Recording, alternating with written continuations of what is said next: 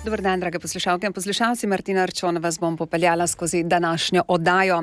Sooči se in razišči svoje strahove, tako pravi Šana Flogi, ki je danes z menoj v studiu.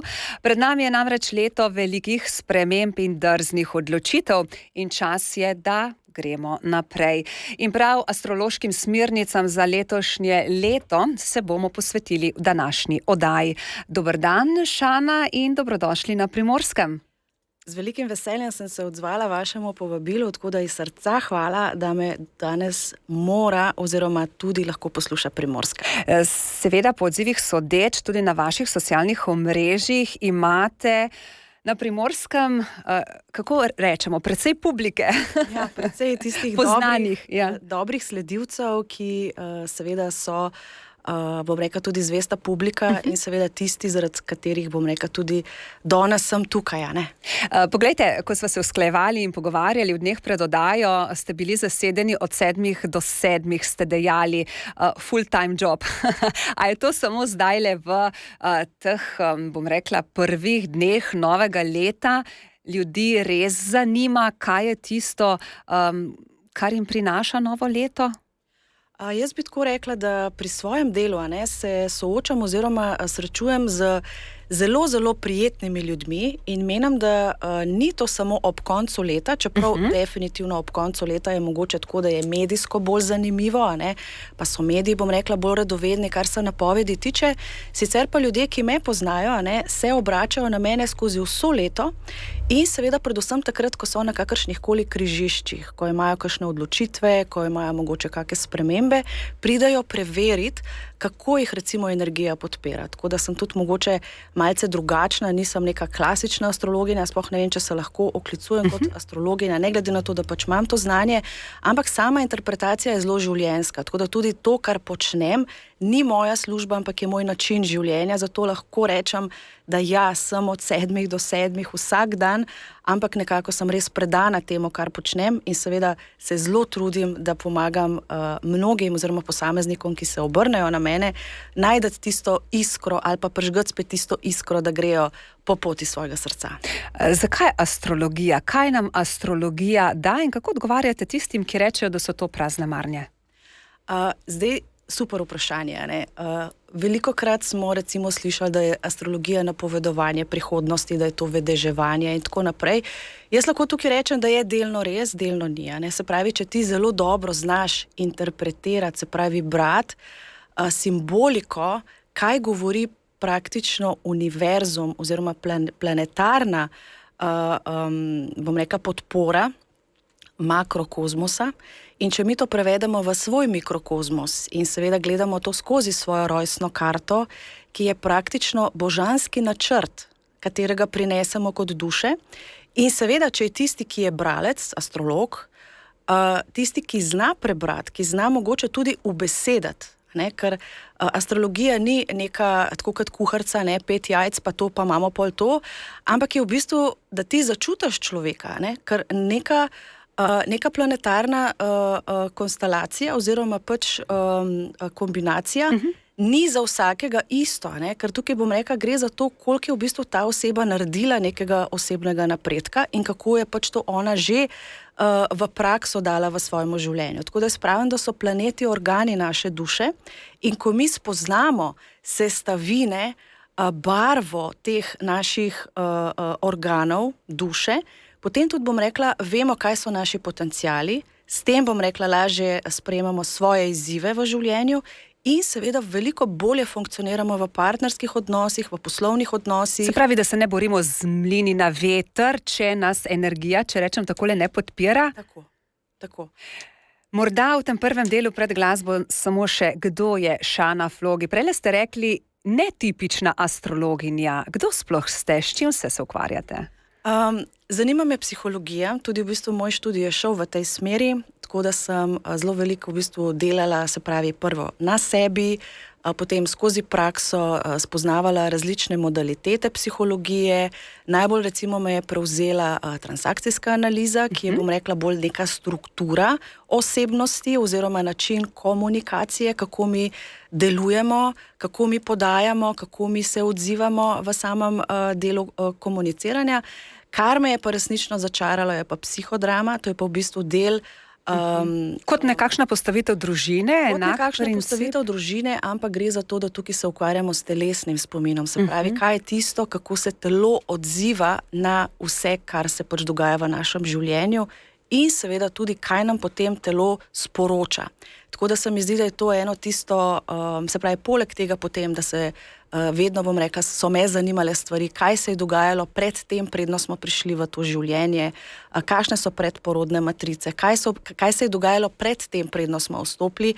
In ko rečemo, ne, da smo ljudje nepopisan list, bom rekla, žal temu ni tako, ampak smo zelo popisan list, ker je zelo, zelo odvisno, kaj se je dogajalo tudi z nami v prednatalni fazi. 9 mesecev, ko smo bili v maminem trebuhu, kaj se je z njo dogajalo, kakšne transgeneracijske vzorce prinašamo. Pravite, Šana, da prinaša letošnje leto kar nekaj veliko pravzaprav kozmičnih premikov, ki bodo ustvarili pomembne spremembe v planetarni mreži Zemlje.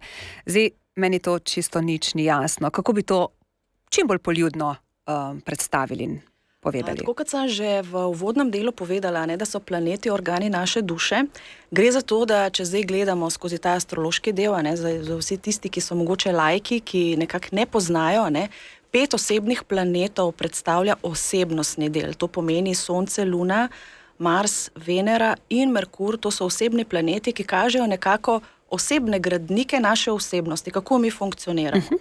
Zdaj, socialna planeta, Saturn in pa Jupiter sta planeta, ki kažeta socialno, se pravi, diktirata ta socialni duh, kako se bomo mi kot kolektiv, kot družba v posameznih obdobjih obnašali, oziroma kaj je tista prvotna energija, skozi katero se bo pač družba nekako poravnavala.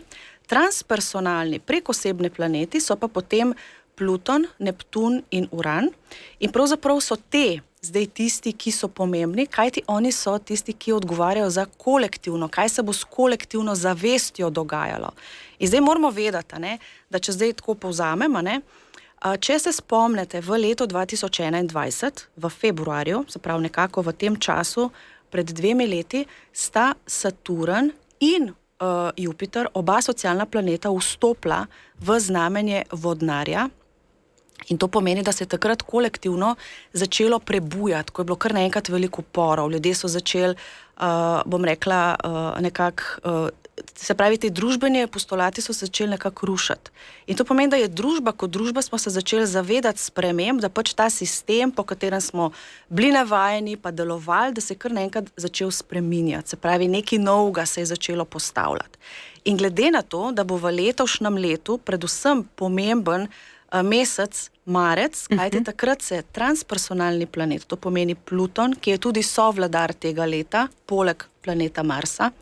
Pluton v bistvu predstavlja notranjo moč, predstavlja kolektivno moč in to pomeni, da bo ta prišel zdaj iz znamenja Kozoroga v znamenje Vodnarja. In tukaj pomeni pa, da bo ta močna energija moči prišla v neko revolucionarno znamenje, to je znamenje Vodnarja. Vodnar je v bistvu znamenje, ki prinaša prihodnost v sedanjost, ki je dejansko tisti, ki eksperimentira, ki dejansko, bom rekla, bo pokazal, da je v družbi poteka neke vrste eksperiment. In zdaj, kakšen eksperiment se pravzaprav dogaja, bomo v bistvu zdaj pravzaprav videli. In tukaj je zdaj od družbene naravnanosti pomembno, kakšno bo dejansko tudi leto. Zato pravimo, da ta prestop tega Plutona v Vodnarja je ena zadeva, drug je pa socialni planet Saturn, ki iz Vodnarja prihaja v znamenje Ribe.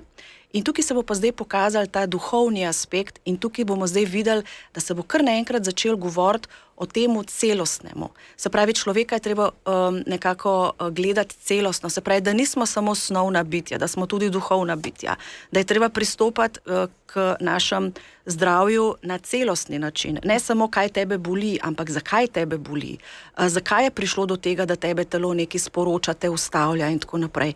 Zakaj imaš recimo neke težave na finančnem področju. Se pravi, tukaj je nekaj, kar se ti mogoče ponavlja, mogoče je to vezano z nekimi vzorci. Se pravi, da bomo začeli gledati širše. Po drugi strani bo pa seveda tudi ta del Koliko sem jaz za sebe naredil, koliko jaz sebe poznam. In Saturn v ribah bo pravzaprav postavljal tudi neke nove norme v tem delu duhovnosti. Se pravi, kaj je zdaj duhovnost? Ne? To ni samo, da mi tekamo iz seminarja na seminar, nekaj delamo, neke meditacije, ampak koliko mi dejansko prakticiramo to v svojem vsakodnevnem življenju, koliko smo mi aktivni v temu. A ne? In tukaj se bo ta družbeni del začel spreminjati, ko se bo pač zavest začela dvigovati. Rekli ste, da se rojeva nov svet. Tako drzno ste si, bom rekla, ne, upali napovedati leto 2023. Nov svet dejansko v bistvu se že rojeva. Ne? In bom rekla, od leta 2021 pa zdaj do 2023, ne? So zdaj 3 leta materializacije. In materializacija pomeni, da se spravlja v konkretno vse tisto, kar je v zavesti ljudi.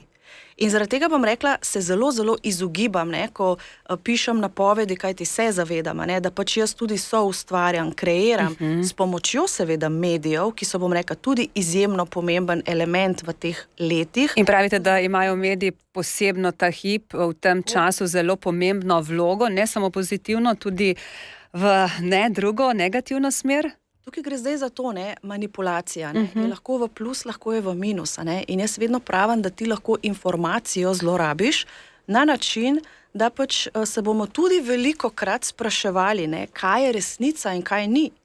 In tukaj se zdaj recimo, ko rečemo informacija, ne, zdaj moramo vedeti, kako deluje psihologija naših možganov oziroma naše duše, kako se pač mi odzivamo kot ljudje. Ne. Dejansko naša psiha gre za prvo informacijo in to pomeni prva informacija, ki je nekaj na novo, takrat v bistvu naša podzavest to shrani in je to tisto, kot je pravilno.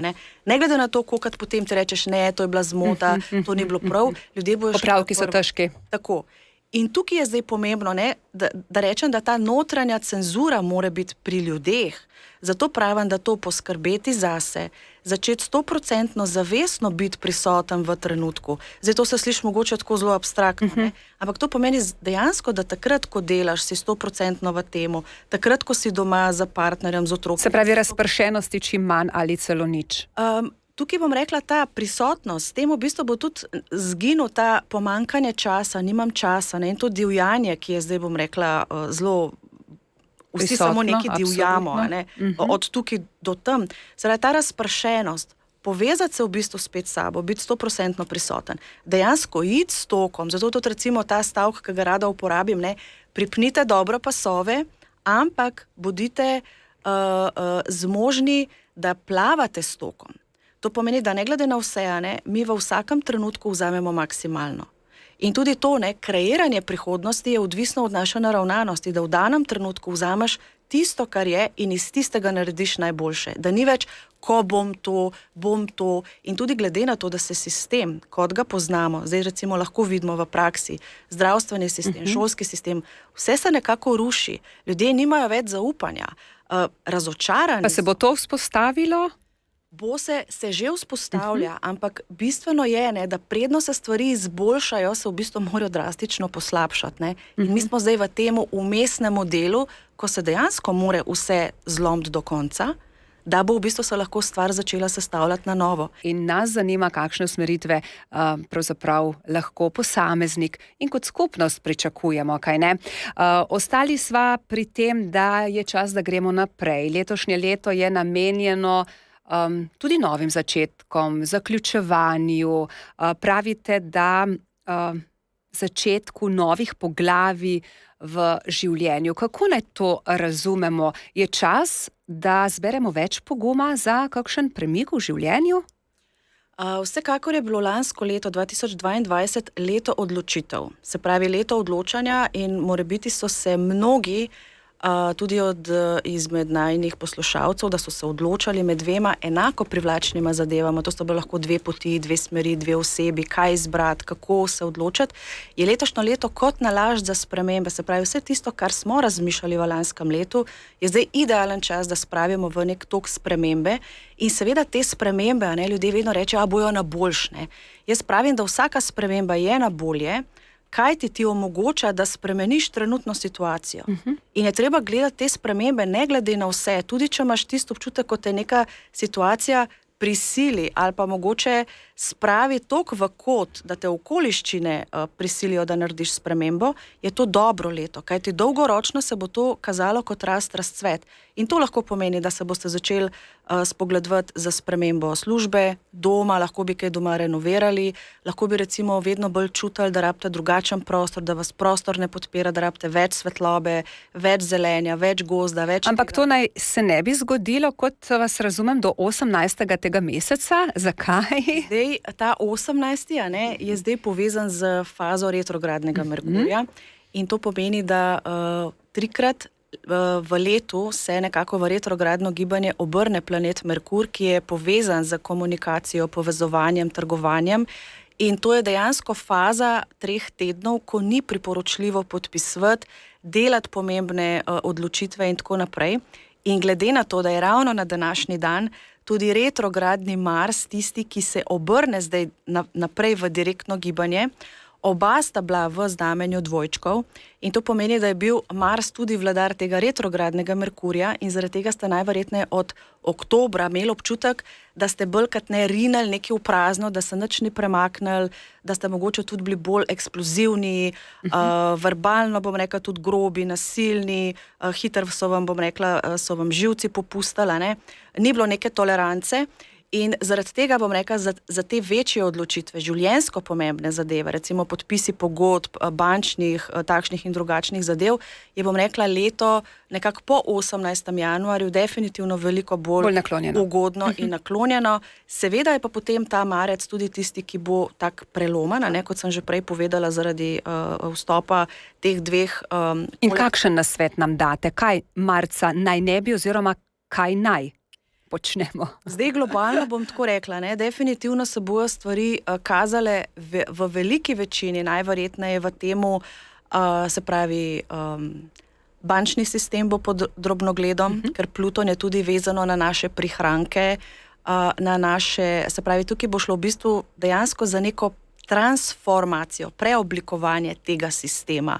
Seveda potem je tukaj ta ureditev v družbi, kot vidite, neke socialne varnosti, to je vse zdaj tako na nekem takem prepihu, in tukaj je zdaj, kaj nas v bistvu pravzaprav učijo, je treba v bistvu gledati, kaj nas zdaj situacija oziroma obdobje, v katerega obstaja, kaj nas uči, poskrbeti zase, biti bolj moder, planirati, začeti gledati odločitve, kam v bistvu pravzaprav investirati svoj čas, svoje prihranke, svoj denar, v nekaj, kar bo v bistvu naprej delalo denar. Tudi, se pravi, to bo tisto, kar bo pod drobnogledom. Po drugi strani odnosi. Odnosi vsekakor, ker seveda gre zdaj tudi za te odločitve, vsi tisti, ki so pač tudi mogoče v partnerstvu ugotovili, tako poslovnem kot privatnem, da tukaj iz te moke ne bo kruha, da je treba pač iti naprej, se lahko, bom rekla, dogajajo neke večje spremembe nekje do spomladi prav na tem področju, da bi se ljudje mogoče odločili za ločitev, za preselitev, za iskanje nove zaposlitve, dela in tako naprej. Tako da bojo tukaj nekako ene take večje prelomnice. Se pravi, poleg marca je še kateri mesec, poleg marca je potem katerega opozarjate? Je potem še seveda prvi mrk. Mrki so v bistvu sprožilci karmične osi. To pomeni tudi, da se takrat, bom rekla, na poti usode lahko kaj spremeni, v smislu, da imamo mi takrat dano možnost, da neke stvari v življenju relativno dosti hitro začnemo ali prekinemo, kajti sončev mrk je tisti, ki prinese energijo prihodnosti v sedanjost, lunin mrk pa prinese preteklost v sedanjost in to pomeni, da lahko z nekaterimi zgodbami dokončno v življenju zaključimo.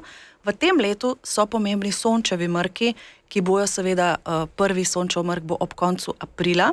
S tem se v bistvu tudi zažene nova karmična dinamika in sicer zdaj je pač ta karmična os bila 18 mesecev aktivna na osi bik škorpion.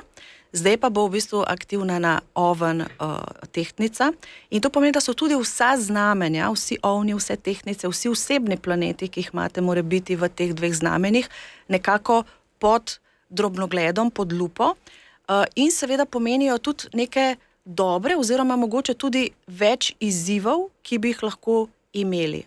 Tako da nekje ta april, ko se pač aktivira ta nova dinamika, potem julij, julij mesec je potem še ena zadeva, kjer se pač aktivira tudi portal 777, 7.7.2023 se v bistvu so 3 sedmice in to je v bistvu leto, ki nekako zažene energijo tega leta, ker je v bistvu tudi takrat potem dejansko premik na karmični osi tudi astrološko, se pravi, da vstopijo lunina sečišča v te 2 znameni in bo seveda ta dinamika v temu, ker Oven, on postavlja stvari na novo, on je pionir, on bo šel kot raziskovalec, kot bojevnik in se seveda z nas zgodi, da bo po svetu v globalnem smislu zelo veliko nekih turbulentnih zadev, v smislu lahko bojo to upori, sprememba sistema.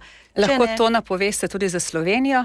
Vsekakor, čeprav za Slovenijo bi tukaj tako rekla, da se bojo stvari šele pokazale potem v prihodnem letu, tako da bo zdaj veliko nekih sprememb, ampak kakšne spremembe, predvsem recimo, kar se tiče zakonodaje, tako na slovenskem, kot recimo globalno, tudi glede, bom rekla, vsega tega, kar se je v preteklih 2 letih dogajalo, bomo rekla, da bomo ta sodni sklepni epilog, kaj je zdaj resnično, kaj ni, kaj se je pravzaprav dogajalo globalno, kakšen eksperiment bo nekako bolj jasno v letu 2024, ko bo v bistvu arhetip pravice in takrat se bo potem tudi ta pravno-formalni sodni mlin in tako naprej se bo ta pravičnost nekako bo dosegla tisti svoj pravi namen, tako da bo v tem letu več teh nekih sprememb, ki bojo potrebne, da bomo lahko prišli do tiste prave resnice. Slišali smo, letošnjemu letu vlada Mars, tu je še Pluton, to sta 2 nevarna vladarja. Nekaj sem si zapomnila, ne? A je tako nevarno tudi letošnje leto?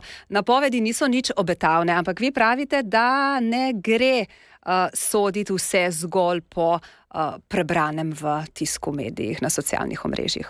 Zdaj, jaz bom sama tako rekla, ne, da je zelo pomembno, kako neko informacijo interpretiramo. Ne? Glede na to, da sta v bistvu 2 resnično zelo, zelo agresivna planeta, tista, ki vodita, obvladujeta energijo leta 2023, pomeni, da Mars je tisti, ki je povezan z agresijo, z silo, z vojno, se pravi, on je v bistvu bojevnik, je akcija, in to je fizična akcija. Pluton gre pa za tisto notranjo moč, kot recimo rečemo atomska bomba, tista notranja sila, ki obvladuje, bom rekla, maso, kot smo že tudi v začetku povedali. In zdaj ta kombinacija definitivno ni ljuba, ne? In ljudje se sprašujejo, a bo vojna, ne? Jaz pa pravim, sej vojna že poteka, ampak mogoče je ta vojna popolnoma drugačna, kot si jo v bistvu mi pričakujemo, se pravi grozodejstva druge svetovne vojne, se pravi, ko je bilo, bom rekla, dejansko pomor, globalen genocid in tako naprej.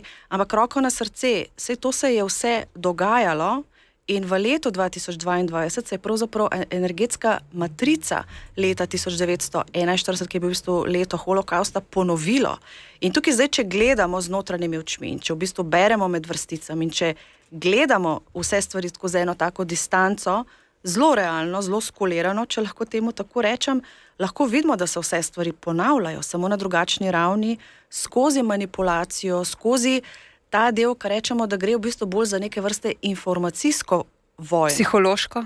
Tudi psihološko lahko rečemo, a ne? Rekli ste, da bo letošnje leto podvrženo bolj psihološkim težavam, mogoče tudi v povezavi s temi pritiski, stresom, strahom. Letos naj bi se soočili in odvrgli, ne, ta naša bremena strahu na različnih področjih. To je super istočnica in super vprašanje in to je definitivno tisto, kar rečemo, kaj v tem letu najbolj pomembno, da damo v prvi plan, to je delo na naših strahovih. Zakaj? Strah je v bistvu tisto, kar obvladuje nas, človeka, in to pomeni, da bolj, ko smo prestrašeni, bolj smo vodljivi. In seveda, če zdaj gledamo iz drugega zadeva in spet gledamo človeka kot celostno bitje, to pomeni, da nismo samo osnovno, ampak tudi duhovno bitje, so v bistvu ledvica tista, ki obvladujejo naše strahove oziroma so vezane z meridianom, kaj mi poslušamo. In to pomeni, kaj mi poslušamo in kaj mi slišimo. A ne?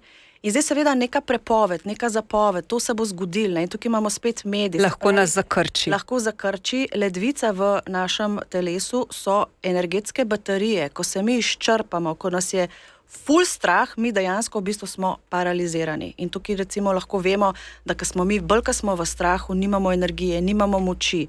In zato, dragi ljudje, delati na strahovih, odvršiti vse te transgeneracijske vzorce, pogledati širše, kaj se je dogajalo v naši transgeneracijski liniji, po očetu, po mami, zakaj se mi nekaj dogaja, zakaj smo vedno vse ženske v naši familiji, kar rečemo, ne vem, podvržene debelosti, zakaj vse nimamo sreče v ljubezni, zakaj vsem, bom rekla, nekaj se zgodi na financah in nikoli ne prosperiramo. Se pravi, to so vse stvari, kaj se rečem, pejte pokukati, delite na teh strahovih in seveda poglejte, česa se najbolj bojite, kaj je tisti največji strah, ki vam jemlje energijo.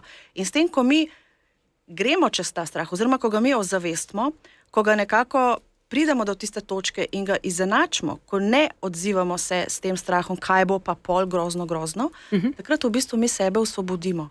In to osvobajanje od tega strahu, od kolektivne matrice. In to imamo možnost letos.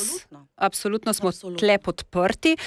Izpostavljate še, da je potrebno poskrbeti za psihofizično kondicijo, zato da se bomo s tem stresom, tudi morebitnimi strahovi, lažje soočili. Se pravi, kdaj, če ne zdaj.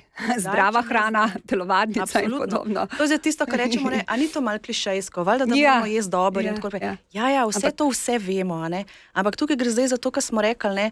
Tudi ta vojna, ne? Se pravi, kaj zdaj mi vnašamo, ne? Ker rečemo, sej pač važno, da je pocen, važno, da je to, važno, da nekaj na hitro pojemo in tako, ampak jaz rečem, hrana, če tako pogledate, dragi ljudje, ne? Roko na srce, veliko bolj skrbite za svoj avto kot zase.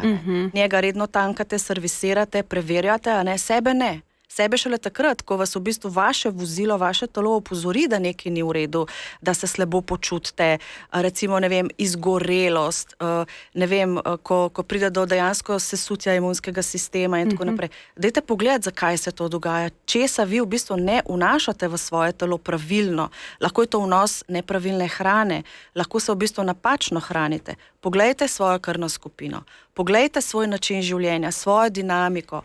To je tisto, kar je pomembno. Če vas povzamem, vzeti si čas zase, si prisluhniti, tudi to naj bo letošnje vodilo? Vsekakor. In ta, bom rekla, porast psihičnih, recimo anksioznosti, depresije, tudi bom rekla samomorilnosti in tega, je prisotno zaradi tega, ker ljudje niso več v stiku s sabo, niso več v stiku s svojim telesom. In seveda glede na vso zastrupljenost, vključno bom rekla s hrano in seveda bom rekla toksične novice in vse to, kar pač vpliva, nas v bistvu vedno bolj izčrpava, vedno bolj straši in seveda naša psiha ne zmore več, poči in seveda rabimo potem drugačno pomoč. Zato delati na sebi, na svojih strahovih. Posameznim znamenjem se posvetiva takoj po glasbi. V tem delu samo še hiter odgovor na vprašanje, zakaj napovedujete zlom ega, kaj to pomeni? Zlom ega dejansko predstavlja to, da nisem samo jaz in recimo ljudje, ki za vsak stavek jaz sem to, jaz bom to, jaz sem to naredila, jaz sem tega pozdravila. Nihče ne more nikogar pozdraviti, ozdraviti, narediti nekaj, če sam človek ne naredi nekaj za sebe. Se pravi, vsi zdravniki, terapevti, svetovalci smo samo support. To pomeni, da v bistvu dajemo možnost oziroma spomnimo človeka, kaj narediti, da bo tebi bolje. Vsa pot in odgovornost je na nas. In zato pravim, prevzeti 100% odgovornost, začeti delati zase, poskrbeti zase in seveda biti optimističen, pozitivno naravnan. Ne v vsaki stvari videti vse slabo, ampak nekako vzeti iz tega tudi neprijetnega, kaj mi pravzaprav življenje sporoča oziroma kakšno možnost mi daje, da jaz lahko nekaj zaradi tega spremenim in sem boljši. Seveda, kaj prinaša letošnje leto posameznim znamenjem.